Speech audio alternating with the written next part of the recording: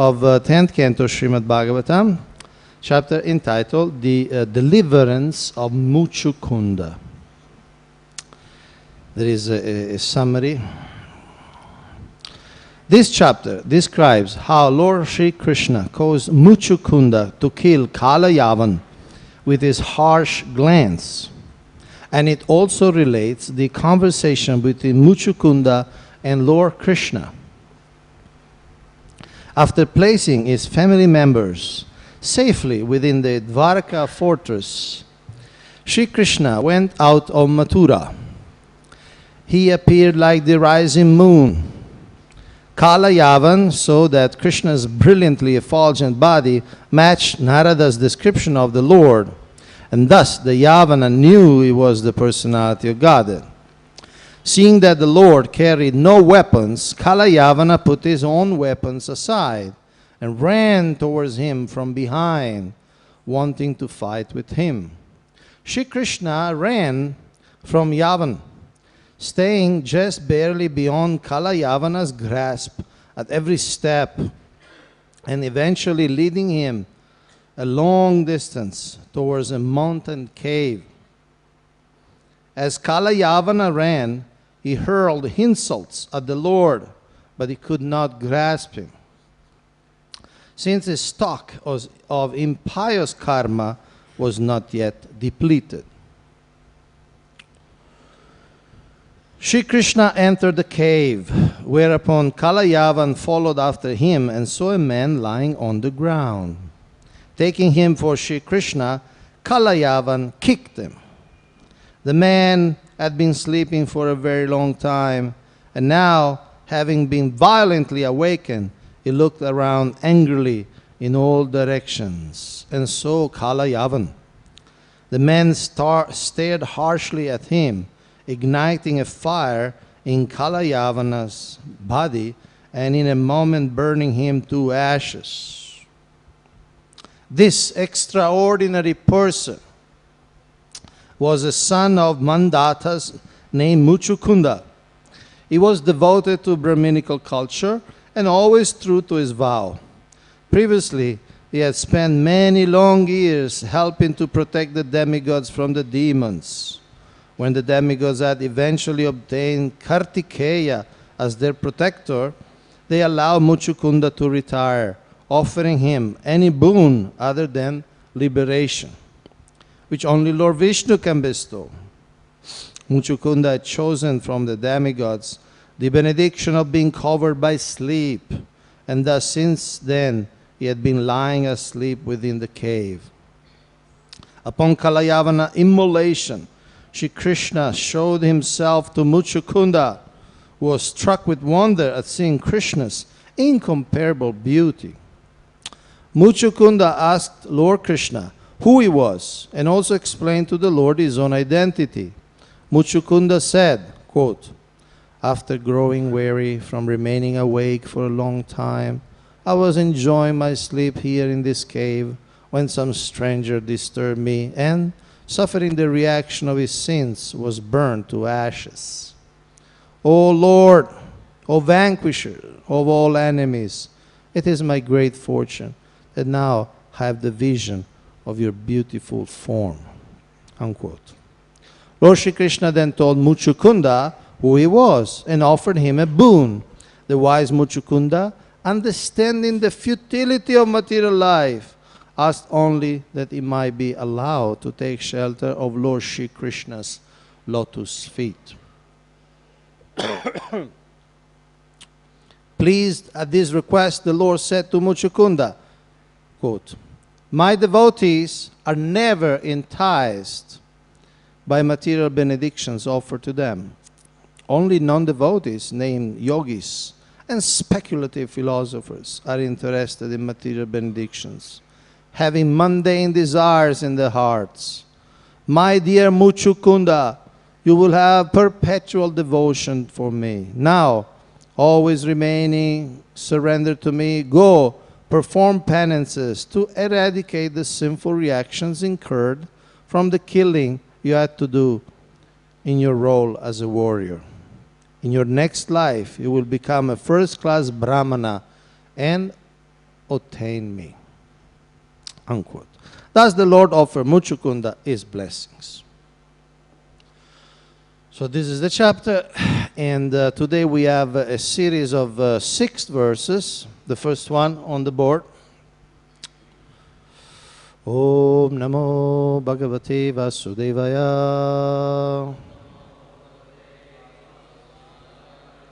Om Namo Bhagavate Vasudevaya.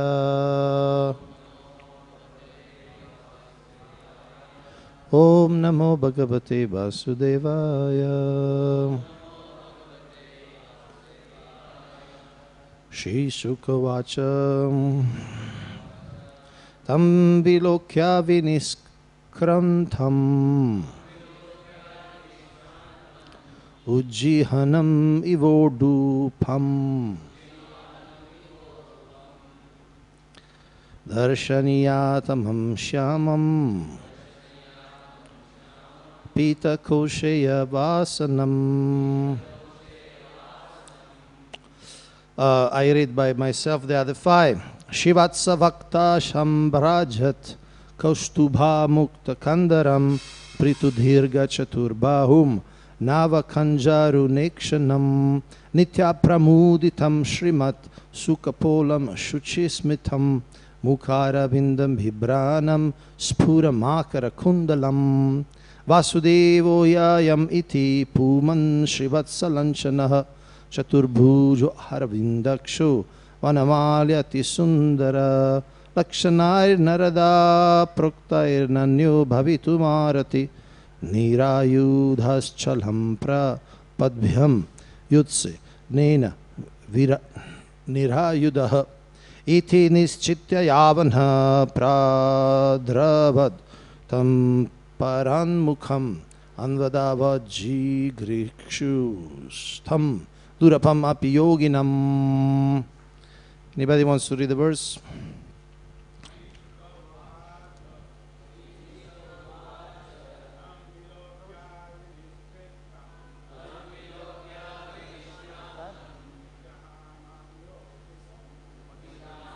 You want to copy the whole thing? This one. It's not saved, so you can save it.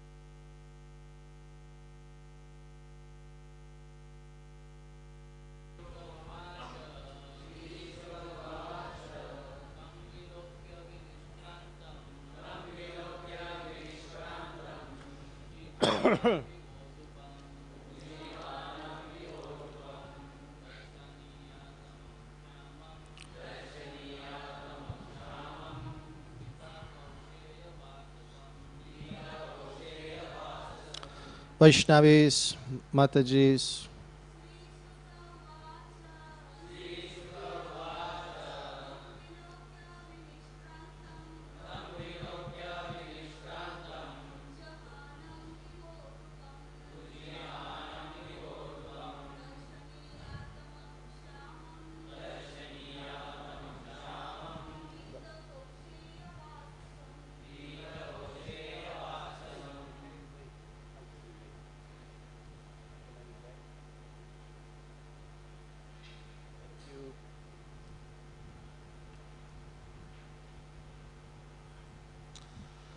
Hare Krishna. Translation of the 6 verses.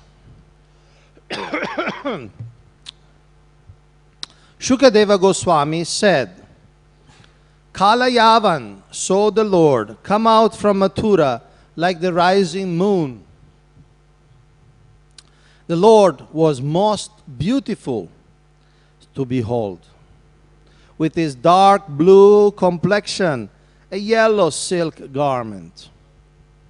Upon his chest he bore the mark of Srivatsa, and the Kaustuba gem adorned his neck. His forearms were sturdy and long. He displayed his ever-joyful lotus-like face, with eyes pink like lotuses, beautifully effulgent cheeks, a pristine smile, and glittering shark-shaped earrings. The barbarian thought, quote, "This person must indeed be Vasudeva, Since he possesses the characteristics Narada mentioned, he is marked with Srivatsa, he has 4 arms, his eyes are like lotuses, he wears a garland of forest flowers, and he is extremely handsome. He cannot be anyone else. Since he goes on foot and unarmed, I will fight him without weapons. Unquote. Resolving thus, he ran after the Lord, who turned his back and ran away. Kalayavan hoped to catch Lord Krishna, though great mystic yogis cannot attain him.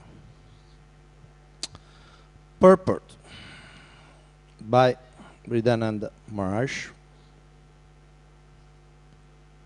Although Kalayavan was seeing Lord Krishna with his own eyes, he could not adequately appreciate the beautiful Lord. Thus, instead of worshipping Krishna, he attacked him. Similarly, it is not uncommon for modern men to attack Krishna in the name of philosophy, law and order, and even religion. Namam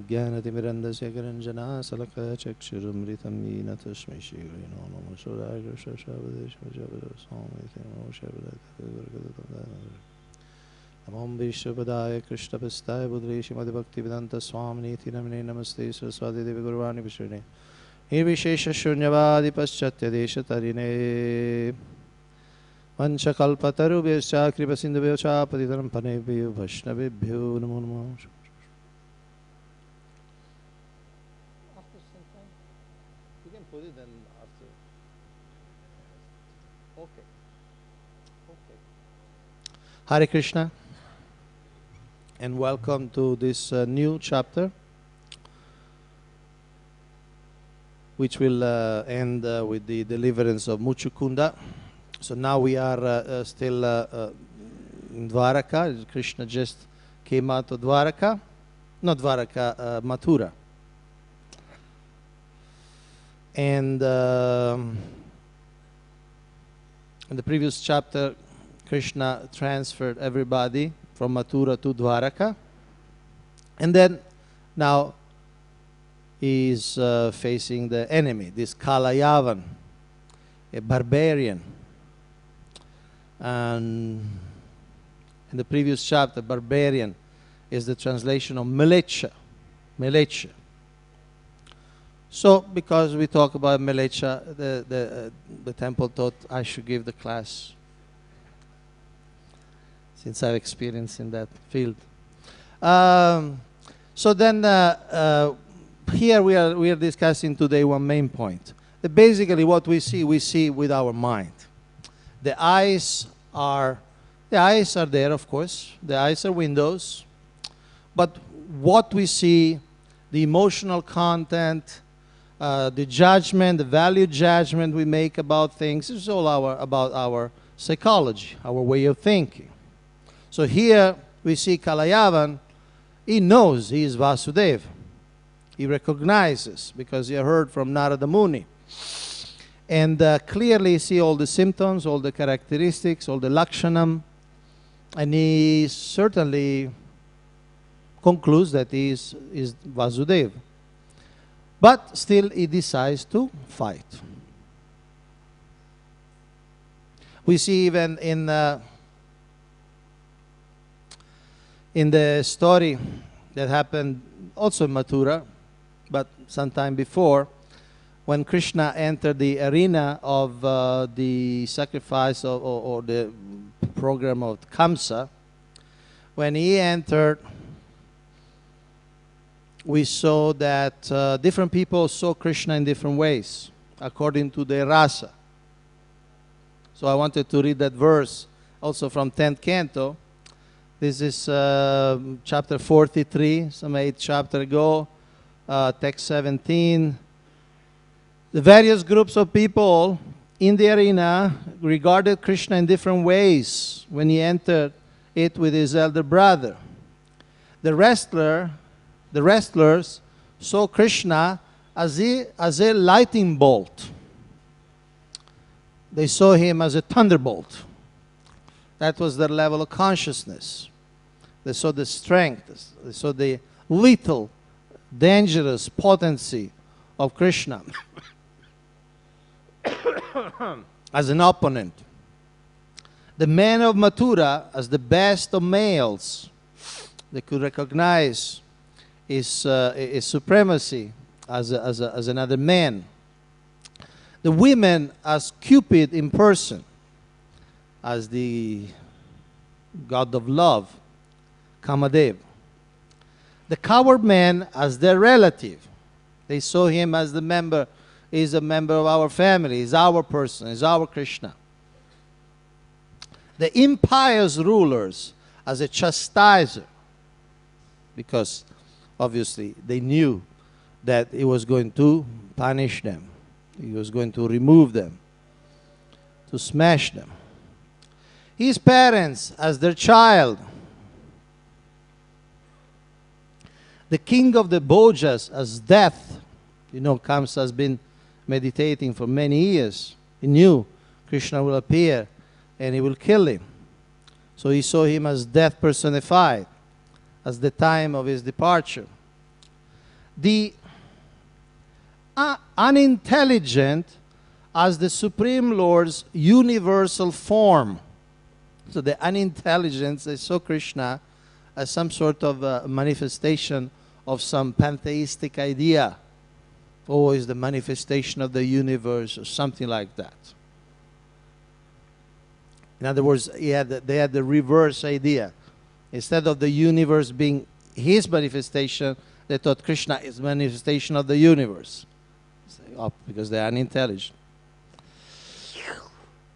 The yogis as the absolute truth. They saw him more as a concept. In an ontological sense, they saw, oh, he is the center of all existence. Maybe not so much emotion there, maybe not so much affection, but at least a recognition of his tattva, Vishnu tattva. And the Vrishnis as their supreme worshipable deity. They had this relation, recognizing him as the Supreme Lord. And in the purport, there is a quoting from Srila Sridhar Swami, one of the oldest commentators on the Bhagavatam.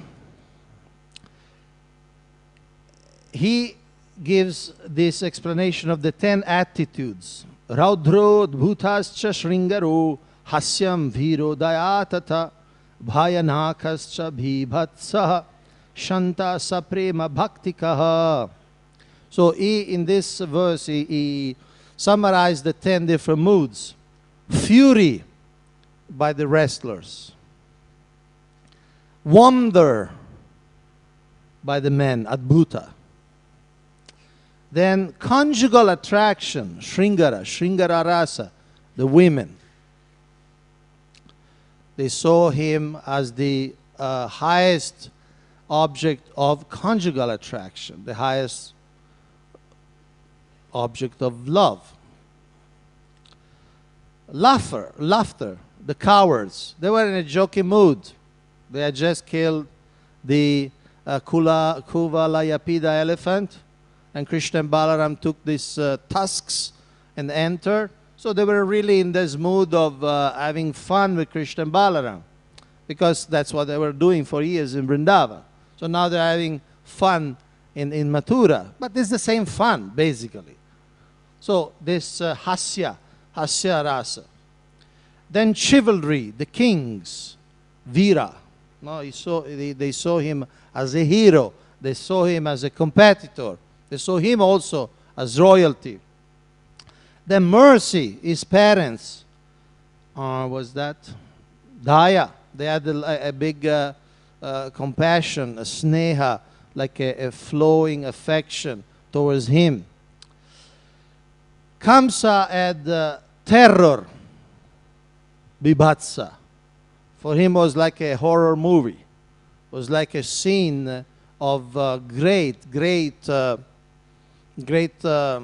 fear. Great fear. Every step Krishna took inside the arena, Kamsa saw as death coming closer to him. So his mind was very disturbed. Ghastliness. No, sorry. Kamsa was bhayanaka. Bhaya, fear. And the unintelligent ghastliness, bibhatsa. And then the yogis had this peaceful neutrality, shanta. And loving devotion, the vrishnis, bhaktikaha. So, this is the point. According to our state of mind, we see things or we don't see things. Like Shukadeva Goswami at the beginning of the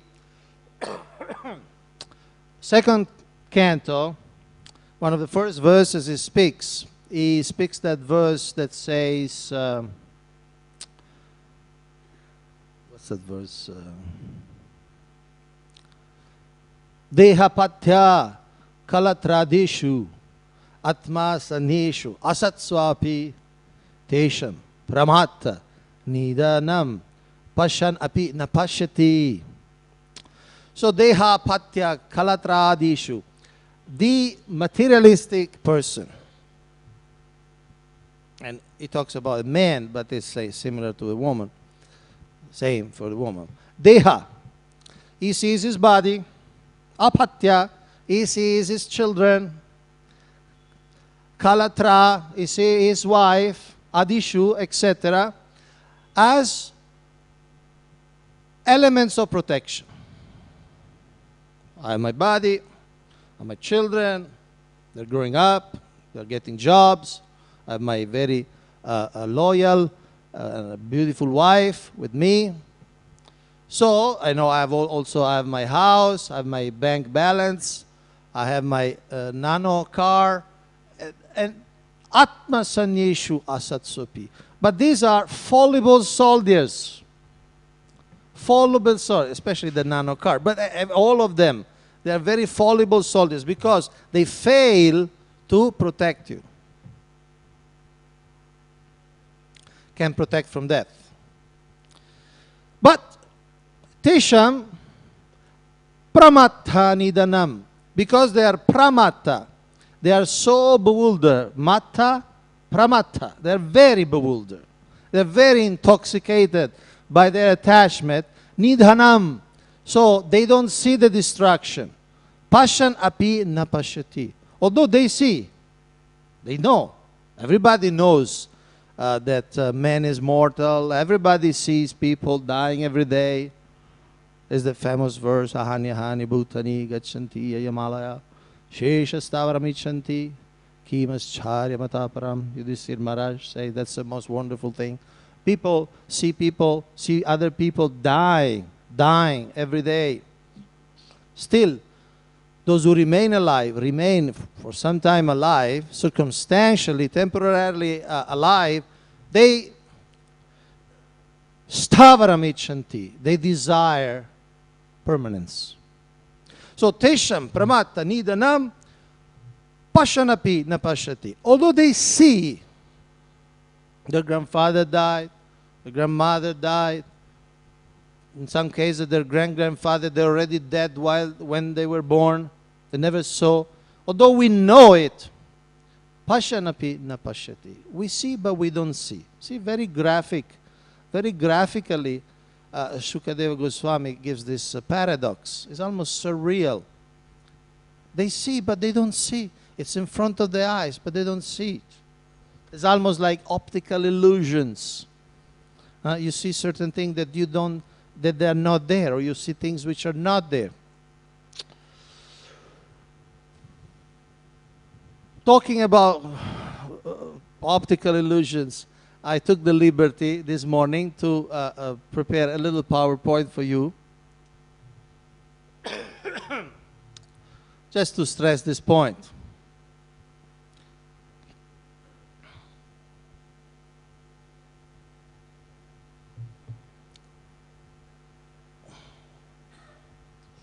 How our senses are weak,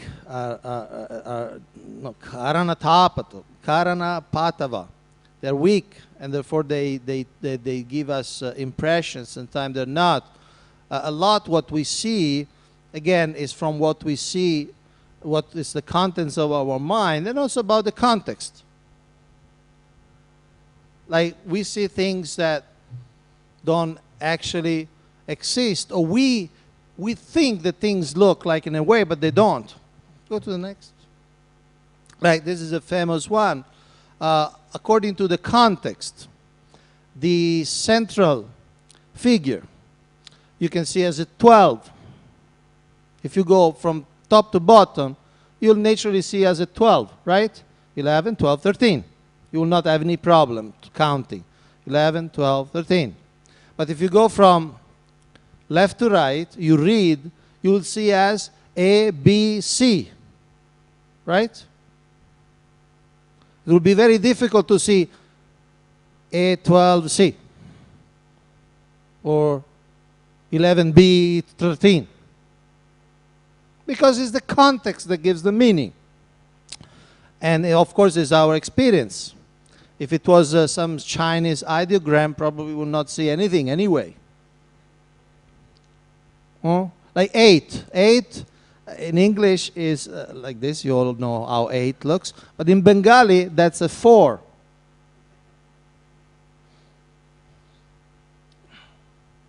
So this is a very famous one. Some of you are familiar with this. Actually, you see the square marked with A and B. You all see them, right? So the squares marked with A and B are exactly the same color. How many of you agree? One, only one. How many of you disagree? How many of you abstain?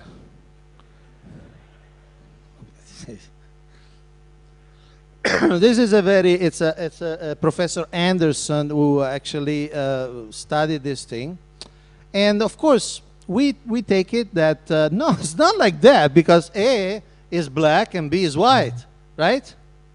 A is black and B is white. How can it be white and black? But because of the play of shadows and the perspective and other thing, actually A and B are the same color. Can you see it?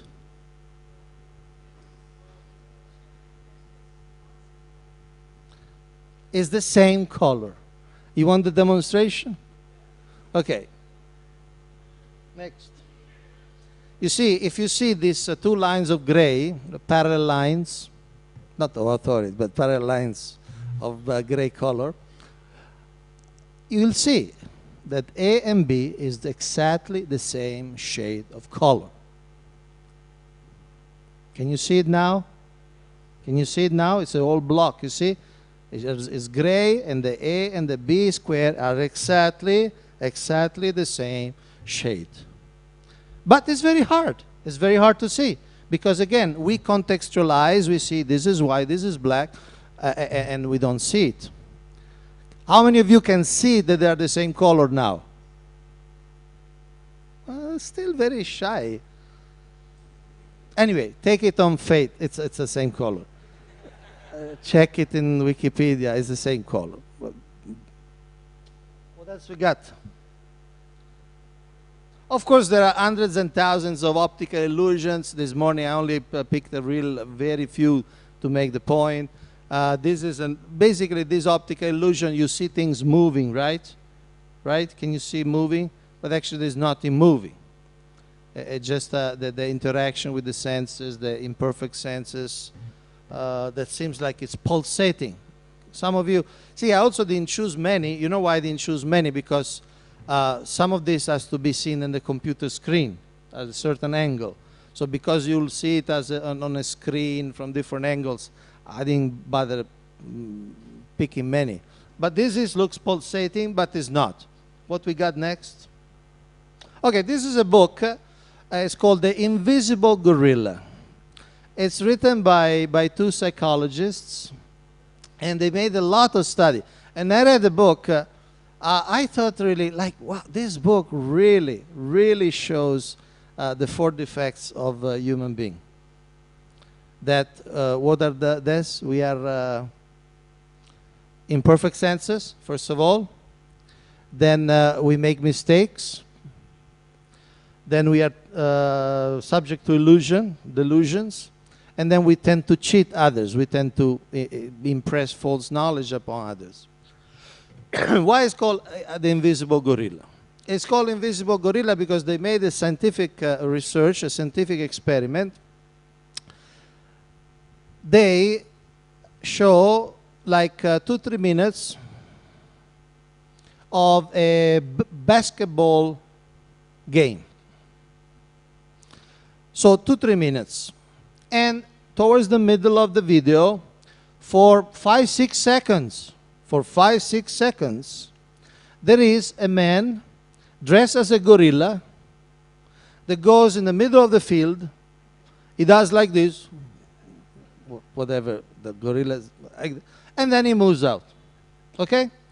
But the research is this. They tell the people being tested, look at this scene and count, be very careful, count how many times the players pass the ball.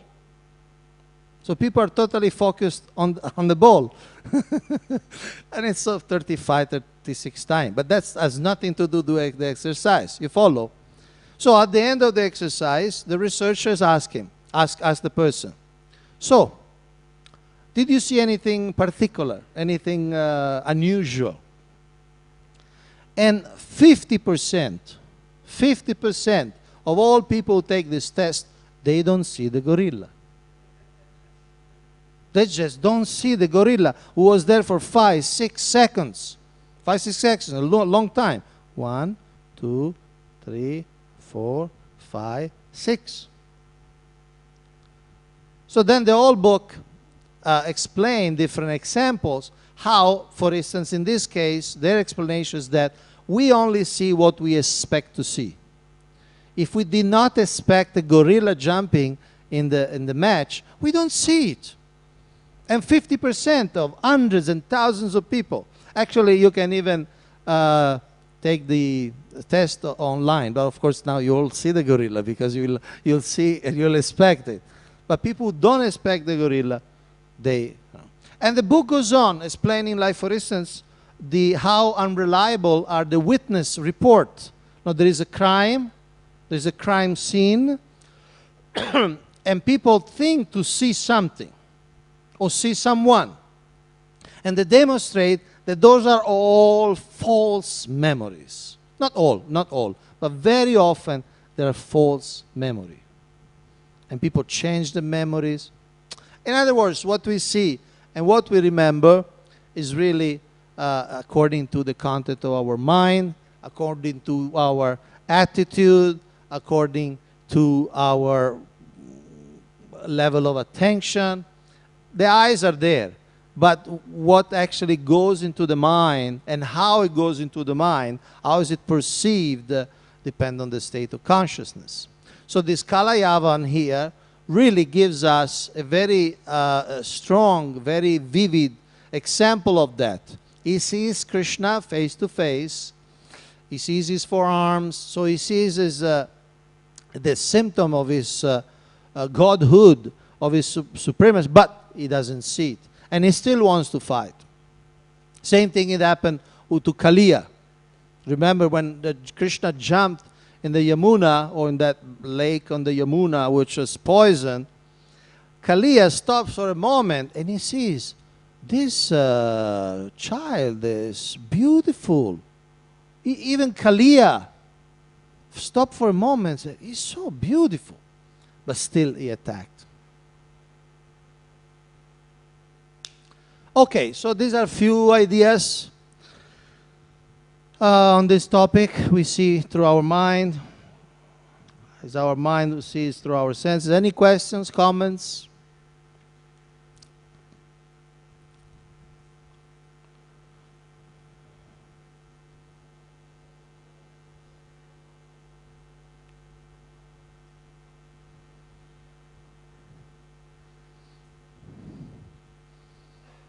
I can hear the needle piercing the flowers in the back.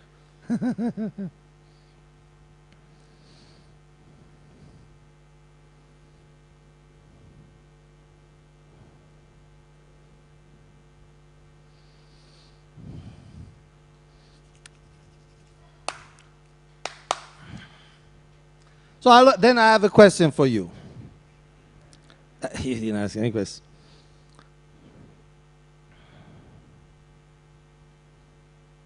How many fingers are here?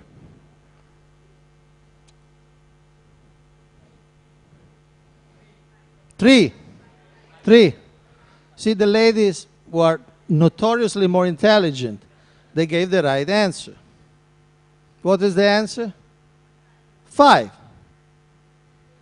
But some of the men, because of their conditioning, they said 3.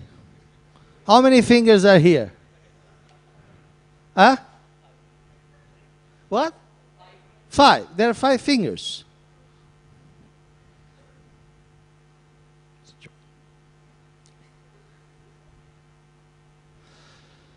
Should we stop here, or you have any question?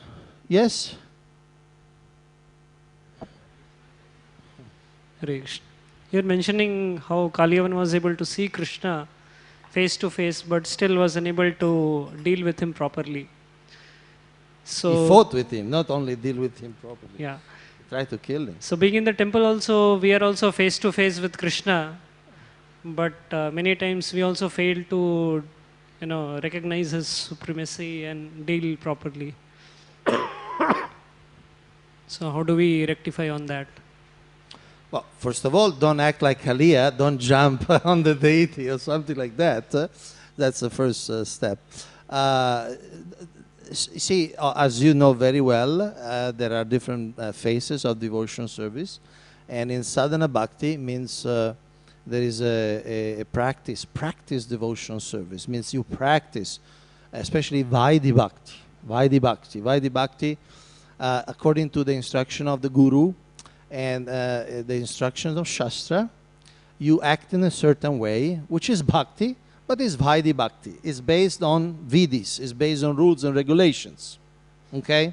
So you may see Krishna in a very loving way, or maybe you don't see Krishna in a very loving, spontaneous, affectionate way, but you know that, okay, now, say you do deity worship, it's time to bathe Krishna. And then you'll do through the mantras, you'll have clean clothes, you have clean water, scented water, and then you dress Krishna and all that. Okay, there are many aspects of archana. So you may or may not feel that devotion, really like we bring the offering, please Krishna eat, please you must be hungry, you have been all night with the gopis or something. You may not feel like that. You may think more other things, but at least you are doing the Vaidhi, you are doing the sadhana, and then after purification, the spontaneous love will come out. That, I mean, you know this philosophy. So at least we need to understand Krishna intellectually. Even Srila Prabhupada says at the beginning of Bhagavad Gita, he says, we should at least, what's exactly the words he say? At least in theory we should accept Krishna as God. Something like, I'm paraphrasing. They say, because this can only be understood by devotees, this book, at least accept, for argument's sake, we could say, for argument's sake, accept Krishna as God. Try to see through that. And then you realize more. Because Nitya Siddha Krishna Prema Sadhya Kabunoy Shravanadi Shuddha Chitte Koroye Udoy. You know the verse, obviously. So, Nitya Siddha Krishna Prema. The Krishna Prema, that spontaneous, intense, powerful attraction of love, is right there, eternally in their heart. Sadhya Kabunoy is not something imported, inserted, integrated from somewhere else. Shravanadi, through the process of bhakti-yoga, which start with Shravana, hearing about Krishna. Shravan Adi, Shravan, etc. Hearing, chanting, serving, and so on. Shravan Adi, Shuddha Chitte. The purification of the mind takes place. The consciousness gets purified. It's like the lenses through which we see the world gets cleared. Sometimes it's given the example of a cataract. The cataract is some sort of... how to explain a cataract? Any ophthalmologist in the... Huh? Yeah, the lens inside the eyes become opaque, and you cannot see anymore. The eye is fundamentally healthy, but because the particular part is covered, then you don't see anymore. In fact, I had 2 cataracts operation in Bhaktivedanta Hospital. Of course, that did not remove my spiritual blindness, but at least on the level of eye, it helped a lot. So, Shravanadi Shuddha Chitte. We have this lens through which we see reality. So when that lens is purified, the anarthas get removed. Koroye Udoy. Udoy is like...